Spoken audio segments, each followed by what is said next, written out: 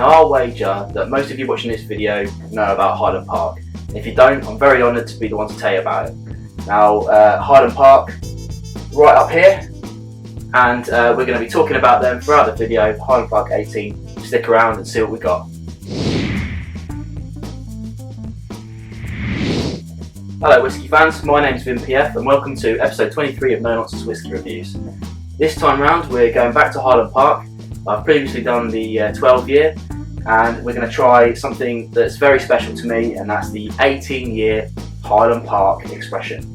Now this stuff here is special to me because it was one of the first ever bottles I bought that broke me out of the £50 mark. I tried this at a festival, the Birmingham Whisky Festival a few years ago, and liked it so much I bought a bottle pretty much there and then. At the time this cost me £85. Unfortunately it doesn't seem to be that price anymore, it's more like £100, which is excessive to be honest, but as we'll go through, I think probably worth a go if you're at that stage where you feel like breaking out of the stuff you get in the supermarkets and you want to try and flutter a little bit and you don't know where to go. Now, I pointed out earlier, my lovely map, Highland Park, right up here on Orkney. Now, in terms of Scottish distilleries and British distilleries, it is the most northerly distillery we have, beating Scapa by roughly half a mile.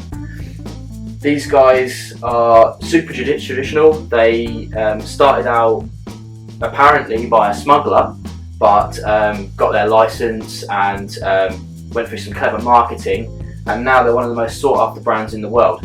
So much so that their kind of production is around about 2.5 million litres, and they sell out of almost everything that they produce almost instantly, and they're able to sell things for really quite a high premium. The 12 year is extremely affordable at about £25 to £30. In terms of readily available stuff, the next one's the 18, but you can obviously get things like there's a 10 year which is being phased out, there's a 15 year which is being phased out, there's a Dark Origins which is also being phased out, all things that are being replaced. So this is your next one up. Now one of the key things to talk about this guy is peat. Now I haven't covered much peat on this channel because it's not something that I kind of typically go out and buy. It's only recently I've been getting into it, but Highland Park are what I would call lightly peated. When we talk about peat, we talk about phenols and parts per million of that. Now something that's classified as sort of heavily peated, you're looking at sort of 40 ppm. Stuff like your Ardbegs, typically they're about 55, so it's, you know, that's the kind of, if you've had an Ardbeg before, you know what I'm talking about. Now I know apparently the highest you can get at the moment is 169 ppm, which is I think the Bruichladdich Octomore, corrections please. Anyway, these guys malt their own barley with their own, I think it's 30% of their own barley they malt themselves, and they do it with peat dug up on the island from their peat bog just around the corner, and that translates to roughly 20 ppm. So if you're talking heavily peated, it's 40, it's around half that, which I think makes it quite manageable. Now I also voted, in my personal opinion, that the 12 year was my whisky of the year last year at the videos I've done. Now this stuff here, I have been quoted in saying that it's not worth the extra cost versus the 12 year. Now I said that when I first bought this bottle, and now it's even more expensive. You'd think I'd be on the same lines, but as I'm getting, as you can see, extremely low, I find myself starting to panic a little bit that I haven't got any more of it. So I think I'm going to have to stump the cash and get another bottle. But let's go through it anyway. Okay, so really nice colour in the cut glass tumbler. Now, if you've seen my 12 year video, you'll know that I talk about the kind of peatedness on there, and I said that if you're not into your peat, then it's probably not the whiskey for you, but it's definitely worth giving it a go if you get the chance, especially for that price. Now, if you found that palatable and you'd like to try more, then this is the next step up. So it's much more subtle in this. I mean, you can barely smell it. It's definitely there, but on the nose you're kind of getting, there's a more sweetness behind it, like honey, some fruits, maybe even. I thought I smelled a bit of raisin then, but it's gone. Let's give it a try.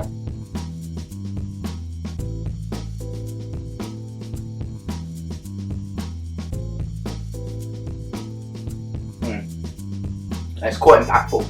It's bottled at 43%, so it's not the strongest whiskey I've tried. But the smokiness doesn't really take over. It's definitely there. You've got that at the end. There's some slight smokiness, like you've had a little tiny bit of cigar. Not a full on choke on it, but a little tiny bit of cigar. There, you got it. But there's so much like honey and kind of fruits that stick around afterwards.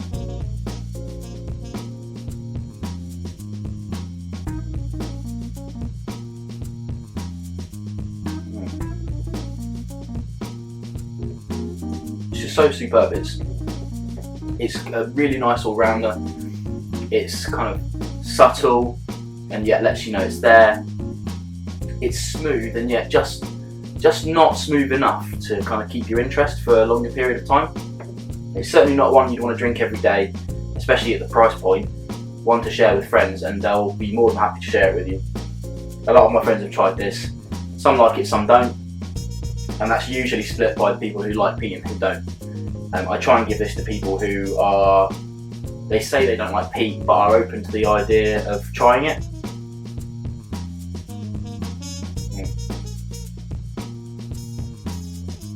I recently went to Highland Park tasting, courtesy of the Birmingham Whisky Club, and we tried through we went from new make, and we did the 12, Dark Origins, the 18, the 21, and the 25. I'm sure there was another, but never mind. And the others, I really like the 21 and the 25, to be fair, but the price, it was exponential, it was gone. And it's silly money, the 25, silly money. And it's I suppose if you're watching No Nonsense Whiskey, it's probably not for you. It's for the guys who have loads of spare income and can throw it at it, and they like to collect. If you can afford to buy one, sort of £300-400, then go ahead, because it really is incredible whiskey. But you've got to open it. You've got to be able to afford it, and you've got to open it. There you go. Now this one here is one of my favourite whiskies, so I'm sure you guessed that from the review. Definitely worth a go. If you've got £100 burning a hole in your pocket, nicer problems to have, then just go for it. I don't think you'll be disappointed, especially if you do like some peaty whiskies. It's a great one to share with friends. And do look out for it, because if it does come down to £85, I've got it on Amazon. You get it for 85 quid, then just throw your money at it. It's not going to be one that disappears anytime soon, so it's not going to appreciate. Get it home, pop a cork, job done. There you go. That's episode 23 of No Nonsense Whiskey Reviews. Hope you enjoyed. Don't forget to subscribe to the channel. We've got loads coming up this year. Lots of premiums, lots of supermarket stuff, lots of rare things, all kinds of weird stuff. And obviously comment below, let us know what you're drinking at the moment, and like and share, all those things. I'll see you next time on another No Nonsense Whiskey Review.